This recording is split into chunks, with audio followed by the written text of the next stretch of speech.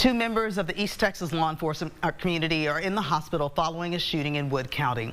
Saturday, authorities went to serve warrants at a home near the intersection of FM 515 and FM 2966 North of Quitman. There, the Wood County Sheriff's Office says the standoff began. That standoff then led to shots being fired and the suspect dying later at a hospital.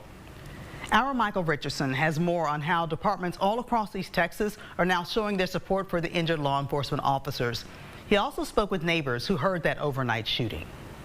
Yeah, we had multiple shots right there within probably 5-6 seconds. Jimmy and Susan Rogers say they heard gunfire in the middle of the night near their Quitman home. We heard shots off and on from probably, say, around 9:30 till about 3:30. Just up the street, neighbors say on this property, officers were trying to serve several felony warrants for a suspect. Wood County authorities say that man began firing a semi-automatic weapon. A Wood County Sheriff's deputy and a DPS trooper were wounded from the encounter and taken to a hospital.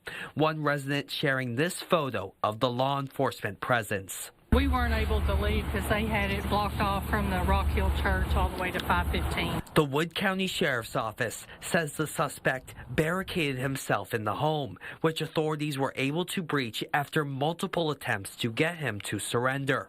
The suspect, who died at the hospital, had multiple warrants, including theft of a firearm, evading arrest with a vehicle, and 2 separate warrants for possession of a controlled substance. East Texas law enforcement agencies sharing words of support for the injured officers. The Gregg County Sheriff's Office writing, "When one of us is injured, we all stand together. We are praying for their strength, healing, and a full and speedy recovery." Michael Richardson, East Texas News Weekend. We're still waiting to learn the names of the officers who were shot as well as the suspect's name. A Texas DPS spokesperson says both officers are expected to make a full recovery.